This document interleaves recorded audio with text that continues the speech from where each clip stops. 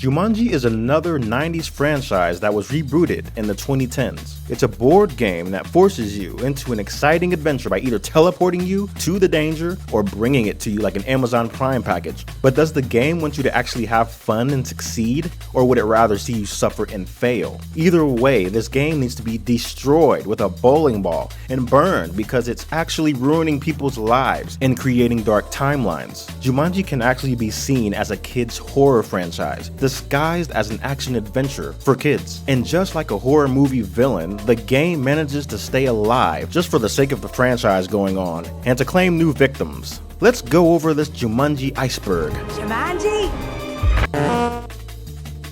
Well, this time I'm diving into a film franchise which I would consider a 90s gem. One of my favorite movies as a kid, Jumanji. Jumanji is available to stream now in an upscaled HD, and considering it's 27 years old, I'd say it holds up pretty darn well. Many folks might remember it as the movie that starred a 12-year-old Kirsten Dunst and Robin Williams, one of the greatest comedians of all time. An icon whose passionate delivery and character acting continues to inspire and make us smile. But many don't know that it all started with a 32-page picture book, written and illustrated by American children's book writer Chris Van Allsburg, and published in 1981. Van Allsburg is also known for The Polar Express, which was published in 1985. Just in time for the Christmas season, both Jumanji and The Polar Express were declared Most Distinguished American Picture Book for Children by winning a Caldecott Medal. A Caldecott Medal is an award given every year by a division of the American Library Association to the illustrator of the nominated picture book. The medal, along with the Newbery Medal, are considered the most prestigious awards you can get for an American children's book. So this award-winning fantasy novel, Jumanji, gets its name from Southern Africa. According to the author, Jumanji is Zulu for many effects, referring to the many exciting effects of playing the board game. So the game indeed has an African safari theme, with most of the dangers coming from an African jungle. As a 32-page picture book, the story was originally pretty basic, as two kids named Judy and Peter find a board game and take it home to play while their parents are out for the day. These two kids manage to deal with every crazy life-threatening thing that comes out of the game within their house, push themselves to finish the game, and return the game back to where they found it, all before their parents get back home. The book actually ends with Judy and Peter seeing the neighbor's kids find the game, about to make the same exact mistake they made. Now, the book is definitely a child's fantasy novel. It depicted Jumanji to be like some E-rated Donkey Kong game played on easy mode. I think any adult would agree that if this game were real, no two kids would be able to finish it alive unless they had help. The author had a lion, a stampede, a monsoon, wild monkeys, a python, and even molten lava teleport into their house. And these kids with no survival skills whatsoever get through all this like it was just a bad dream. The film adaptation that got produced 15 years later was a little bit more realistic. The adaptation took the children's story and expanded upon it, showing the negative effects of not finishing the game and giving these kids, Judy and Peter, some guidance with two adults who have already played the game, along with two civilians who get caught up in the mayhem. Overall, I think the story was adapted in one of the best ways that it possibly could have been adapted. They made it more believable and more of an action adventure. It's more layered, and I actually give it a lot of props for the writing. It really reminds you how well a simple story can be adapted into an even bigger story. They seem to have the perfect production team, with the screenwriter Jonathan Hensley having wrote Die Hard 3, Die Hard with a Vengeance, right before writing Jumanji, so he was already in that action-adventure frame of thinking. The director, Joe Johnston, was known for Honey, I Shrunk the Kids, and later on Jurassic Park 3. So if you had fun watching those, you're gonna love Jumanji. Now, the film came out in the Christmas season of 1995, so in a way, it's a Christmas movie. Movies that come out around that time, even if they don't have a Christmas theme, will usually have something Christmas related in the movie, like one scene where time passes and it's Christmas. This is what happened in the final scene of Jumanji. But anyways, the reviews were mixed to positive, while opening number 1 in the box office and made $263 million on a budget of $65 million. By today's movie standards, that doesn't sound like a whole lot of money being thrown around at all. I mean, the most recent Jumanji movie was made for $132 million and made $800 million back. The first movie in the Jumanji reboot made almost $1 billion on a budget of $90 million. So the first Jumanji dealt with more mixed reviews than the sequels. Legendary film critic Roger Ebert rated it a 1.5 out of 4 stars, and he had a really good point about why it qualifies for a PG-13 rating, because he felt kids would be traumatized by a lot of the imagery, and said it was about as appropriate for smaller children as Jaws was. He also noted that Peter's monkey transformation made him look like the Wolfman. This is funny because the director of Jumanji ended up directing the 2010 Wolfman film, starring Benicio del Toro. Roger Ebert's concern for scaring small children was warranted because Jumanji is actually pretty dark. What it ends up being essentially is a darkest timeline scenario where the main characters can't finish the game because a girl playing the game, Sarah, got a little distracted, but for a good reason. The boy also playing, Alan, literally gets sucked into the board game and bats start flying out of the fireplace, so Sarah runs the hell out the house. You really can't blame her for not finishing the game. She didn't even understand how it worked. Because the game was never finished, Alan was trapped in the game until somebody continued playing. This took 26 years. You can only imagine what happened to Sarah and Alan's parents off-screen during this time. Alan's father had to live with the fact that Alan probably ran away with no trace after having one argument with him and leaving him home alone for a few hours. And by the time Alan comes back, he finds out that his parents are dead. Apparently there was a rumor going around all this time that his parents killed him and chopped him up into little pieces, given how he was gone with no trace. His parents did nothing wrong and they just had to live with these accusations and never seeing their son again. These are the messed up things I noticed now as an adult. For whatever reason, probably just for the plot, Sarah still lives in the same house after 26 years despite being traumatized from everything that happened that night. For some reason, she is a psychic who works from home. Maybe she had a vision a long time ago that she needed to stay in town just in case Alan came back looking for her. I don't know. But the two kids, Judy and Peter, have the tragic backstory of their parents dying while on vacation, and their aunt Nora has custody of them. Judy copes with all this by lying about how their parents died whenever it comes up, and Peter has stopped talking altogether. He rarely even smiles. To top it all off, Alan has to deal with missing out on the last 26 years of his life and being mentally underdeveloped. What happened to you? You're shaved with a piece of glass? What happened to you? The Clampetts have a yard sale? There are scenes where he acts like a teenager but realizes that he has to be an adult because he's technically like 39. So what we have here are 4 main characters who need therapy and a couple secondary characters who are just in over their head and don't know what's going on.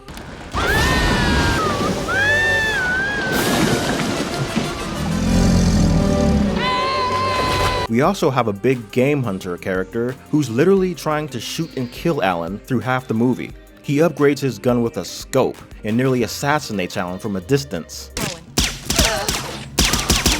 Don't move or I'll blow your blinking brains out! Okay. The game doesn't end without him almost shooting Alan and Sarah in the face, Peter turning into a monkey, and Judy getting stuck in the neck by poisonous plant thorns. So the movie's pretty dark, but they managed to reverse everything that happened by winning the game. Now, a few more things I noticed as an adult about the characters. The actor playing Alan's father also played the big game hunter. Also, the aunt of Peter and Judy made a cameo appearance in the newest Jumanji film from 2019, further confirming that the new Jumanji reboot is a sequel trilogy in the making. Now, the comedic actor David Alan Grier played a cop named Carl, and despite being on the force for over 20 years, Carl can't get any backup, and he can't get a new car after his first one is destroyed. He tries his absolute best to keep driving the one police car he has, but this whole Jumanji ordeal was the most excitement he's seen since he was on the force.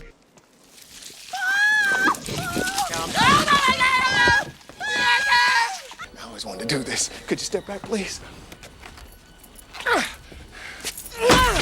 Which makes you think, how boring is this town? Well, the setting is somewhere in New England, and that kinda explains the huge building architecture. There's a real sense of danger adapted into this movie that the book just didn't have, and that's what I think makes a great action-adventure film. A sense of actual danger. If I recall, Honey, I Shrunk the Kids had the same kind of feel to it, and that's what makes Joe Johnston, the director, a great choice for Jumanji. The movie ends with Alan and Sarah throwing the board game into a river, where it eventually washes up on a beach in what appears to be France, keeping open the possibility that someone will find it and play it once again. Never mind how much water it had to float through to get from New England to France, I guess. They gotta keep the possibility open for a sequel. The board game was actually pretty creepy. It would make the sound of African drums when someone was nearby and it wanted to be played.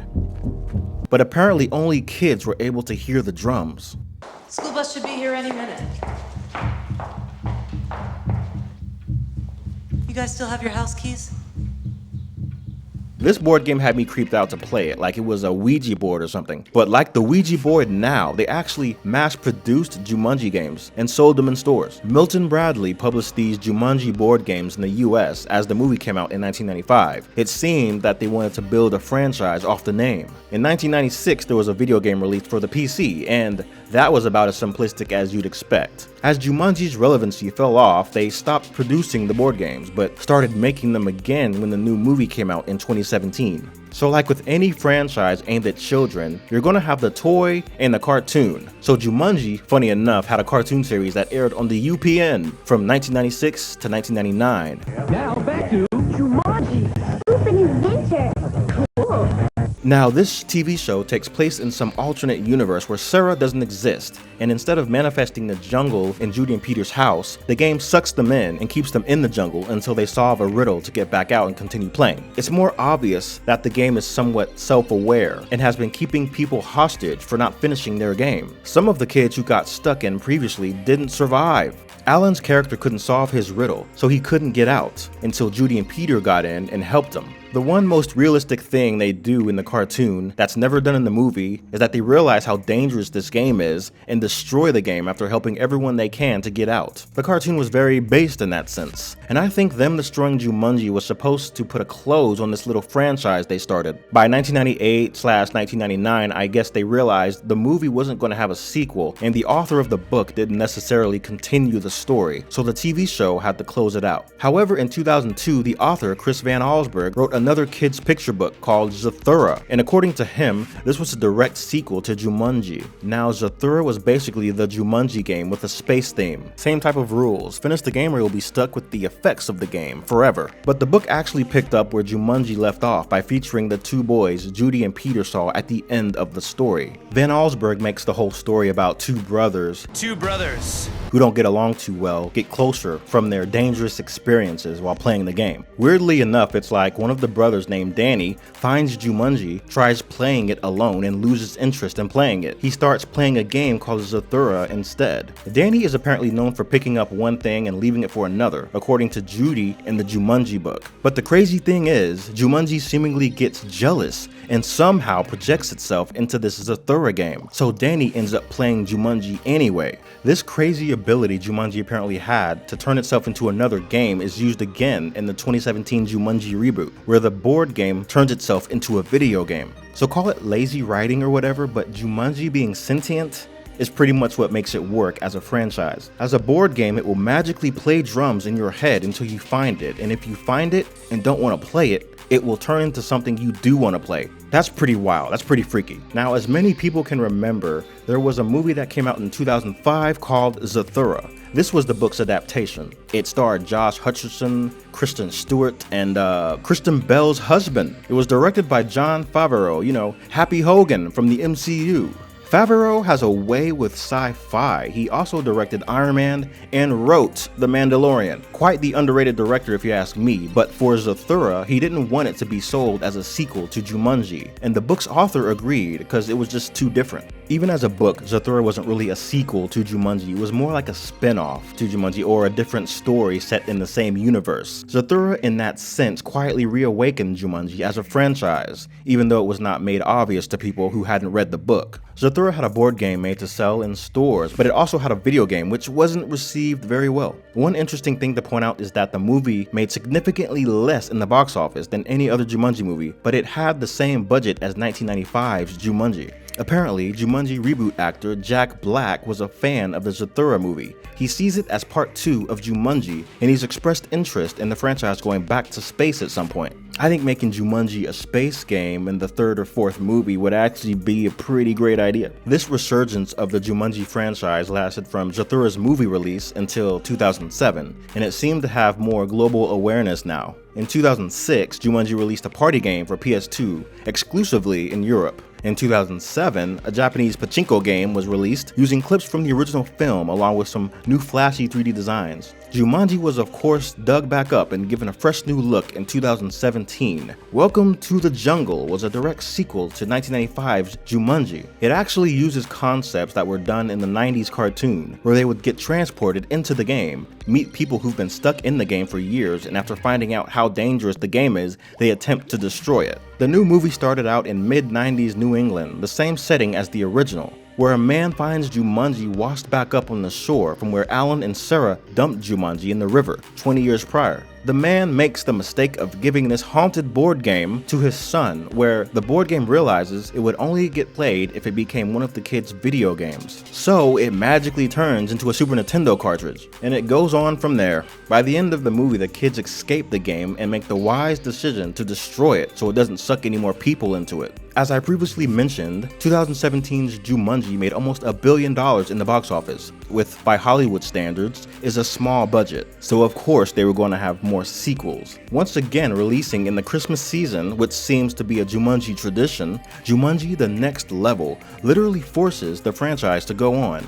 The story starts with the Jumanji cartridge being rebuilt to the point of actually being functional and having one of the survivors voluntarily go back into the game. What they do at the end is try to tie into the original Jumanji by reintroducing Nora, Judy and Peter's aunt. During a mid-credits scene, a repairman notices the video game and probably cuts it on. Later, a stampede is seen outside of Nora's diner. This seems to be a reference to Nora seeing a stampede back in the original film, although this is a timeline where the events of Jumanji Part 1 didn't happen. It seems that the third installment will have Jumanji in the real world again. I guess the game got pissed off that people were playing it and winning, so now it's changing up the rules. Jumanji has probably never been as hot as it was in the late 2010s as these movies were coming out. They brought back the board game in retail stores with a fresh look, and of course, they had video games. The main Jumanji video game, based on the reboot, came in 2019 for next-gen consoles, but in 2018, a VR game was tried out and released on Steam. In less than a month, the game was delisted for being terrible. In 2017, a mobile game for Jumanji was released. Apparently, it was trash as well because it was removed from the App Store just 5 months later.